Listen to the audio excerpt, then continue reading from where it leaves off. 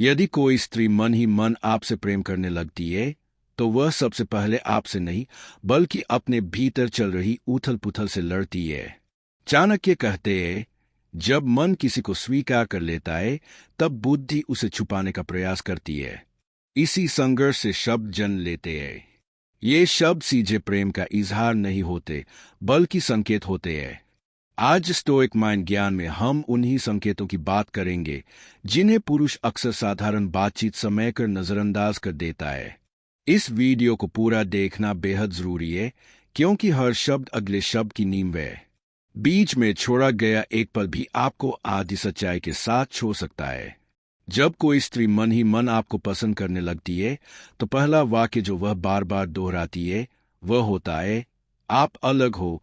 यह वाक्य जितना साधारण लगता है उतना ही गहरा होता है।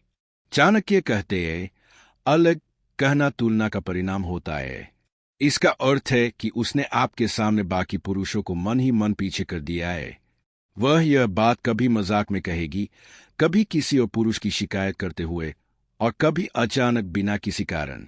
वह यह नहीं कहना चाहती कि वह प्रेम कर रही है, लेकिन उसका मन पहले ही आपको विशेष स्थान दे चुका होता है। यहीं से खेल शुरू होता है। इसके बाद वह अक्सर कहेगी, आपसे बात करके अच्छा लगता है, ध्यान दीजिए। वह यह नहीं कहती कि बातचीत मजेदार है, वह कहती है अच्छा लगता है। चाणक्य कहते हैं, अच्छा लगना मन की शांति से जुड़ा होता है। जब कोई व्यक्ति आपकी उपस्थिति में मानसिक शांति महसूस करने लगे तो वह केवल संवाद नहीं रह जाता, वह भावनात्मक आश्रय बन जाता है। यह वाक्य वह अक्सर बातचीत के अंत में बोलेगी ताकि उसका असर आपके मन में देर तक बना रहे। तीसरा संकेत शब्दों में नहीं, उसके लहजे और व्यवहार में आता है।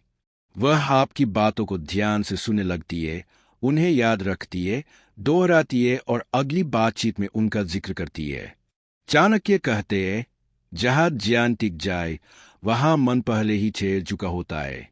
स्त्री का ज्ञान सबसे बड़ा संकेत है क्योंकि वह बिना कारण किसी पर नहीं टिकता।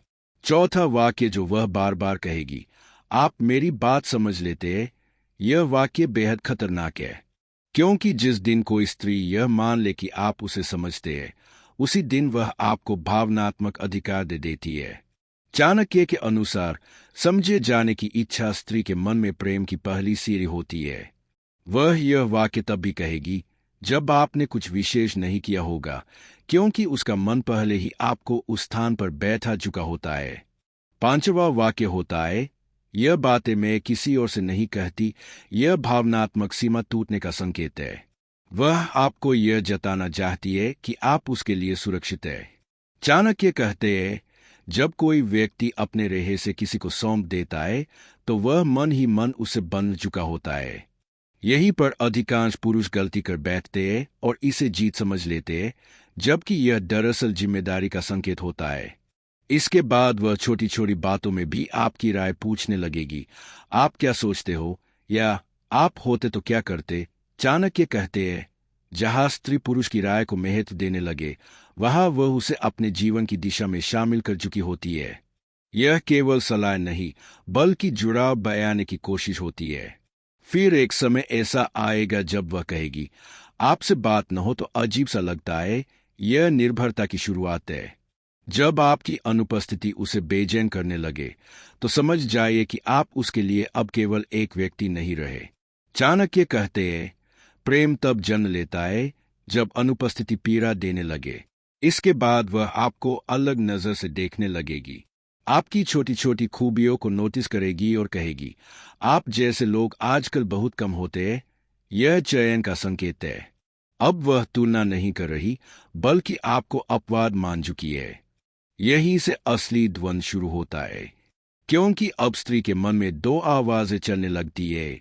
एक कहती है, यह सही नहीं है। दूसरी कहती है, यह सुकून देता है। और इसी द्वंद्व से अगले शब्द जन्म लेते हैं जो पहले से कहीं अधिक गहरे होते हैं। अब वह कहेगी, काश आप मेरी जिंदगी में पहले आए होते। यह वाक्य अफसोस नहीं बल्कि नई संभावना का संकेत है। चाणक्य कहते हैं, जब कोई व्यक्ति वर्तमान से असंतुष्ट होकर अतीत बदलने की कल्पना करने लगे तो वह मानसिक रूप से नए रास्ते बना चुका होता है। इस क्षण आप उसके लिए विकल्प नहीं बल्कि संभावना बन चुके होते हैं। इसके बाद वह अपने निजी द्वंद्वों में आपको शामिल करने लगेगी। आप मेरी जगह होते तो क्या करते? यह सलाह नहीं बल्कि आपकी सोच को अपने जीवन में उतारने की कोशिश है। चाणक्य कहते हैं, जब कोई स्त्री किसी पुरुष की सोच को अपनाने लगे तो वह धीरे धीरे अपने निर्णय उसी पर आधारित करने लगती है। फिर वह कहेगी, आपसे बात करके मन हल्का हो जाता है। यह बहुत बड़ा संकेत है। इसका अर्थ है कि वह आपको भावनात्मक राहत का स्रोत मान चुकी है। इसके बाद उसके शब्दों में डर आने लगता है। पता नहीं मैं आपसे इतना क्यों शेयर कर रही हूं। यह उसके भीतर चल रहे संघर्ष को दर्शाता है। मन अपनाना चाहता है, बुद्धि रोकना। फिर वह धीरे धीरे कहेगी, आप मेरी जिंदगी में बहुत इंपॉर्टेंट हो। यह सीधा प्रेम स्वीकार नहीं है, लेकिन उससे एक कदम पहले की स्थिति है। इसके बाद आप मुझे जज नहीं करते। यह सुरक्षा और स्वीकार्यता का संकेत है। स्त्री का मन वही टिकता है जहां उसे बिना शर्त स्वीकार किया जाए। अंत में वह कहेगी, मैं किसी और से ऐसी बातें नहीं कर पाती। यह वाक्य विशेष होने का नहीं बल्कि बंधन का संकेत है। यही पर स्टोइक माइंड ज्ञान चेतावनी देता है। संकेतों को पहचानना बुद्धिमानी है, लेकिन उनमें बह जाना कमजोरी। चाणक्य कहते हैं, जो पुरुष स्त्री के मन को पढ़ लेता है वह शक्तिशाली होता है, और जो उसमें बह जाता है वह कमजोर। संकेत प्रेम का निमंत्रण नहीं होते, वे केवल मन की स्थिति बताते हैं। संयम ही वास्तविक पुरुषत्व है। प्रेम शब्दों से शुरू होता है, लेकिन उसका प्रभाव पूरे जीवन पर पड़ता है। जो पुरुष संकेत पहचानकर भी अपने मन पर नियंत्रण रखता है वही वास्तव में विजेता होता है, और यही है चाणक्य की असली नीति।